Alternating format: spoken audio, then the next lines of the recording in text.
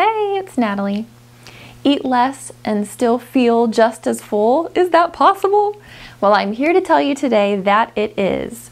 The calorie density approach to weight loss just might be my simplest diet tip I could give you for sustainable weight loss. You get to eat more food for fewer calories. You don't have to weigh your food or track your intake. You get to feel full and you get to lose weight and keep it off. Sounds pretty good to me. So what is calorie density? Well, calorie density is the simple measure of how many calories are in a given weight, like an ounce, a pound, a gram of a certain food. So let's look at a pound of 3 foods. First, a pound of lettuce. That is going to give you 77 calories. Definitely a low calorie dense food. Then let's look at 1 pound of apples. 1 pound of apples is going to give you about 224 calories.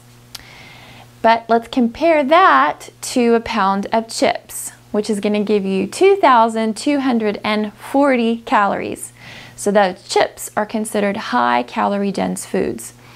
And calorie density can also be defined as calorie concentration. So the lettuce and the apples are less concentrated in calories. The chips are more concentrated in calories.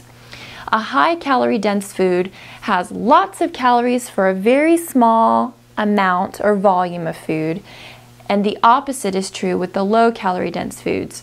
Very few calories for a lot of it.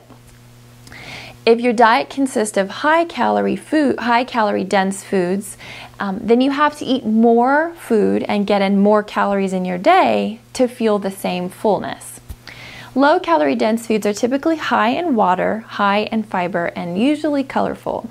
So some examples are your whole fruits and vegetables for sure, lean meats, beans and lentils, yogurt, broth-based soups, oats, and whole grains. Now on the flip side, high calorie dense foods are typically dry, beige or tan colored, oily or greasy, and often processed. So some examples are dried fruits, fatty meats, sugary foods like desserts and sweets, chips, nuts, oils, butter, cheese, and yes, chocolate. Now, some of these high calorie dense foods do have great nutrients in them, so it's not that you can't ever eat those foods, but because they are so high in calories, so calorie concentrated, you just want to have little bits in your day rather than a lot, because then you're going to have weight gain just because of too much calorie intake.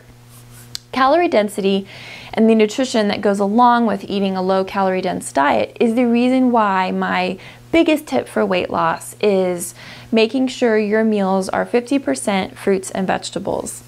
So if you've ever said before, I really don't eat that much, but you're still struggling with weight loss, it may be because you are choosing high calorie dense foods instead of low calorie dense foods. So here is a great picture really showing you the difference between the high calorie and the low calorie dense foods. For weight loss and for weight loss maintenance, aim for the colorful side. See you next time. Bye-bye.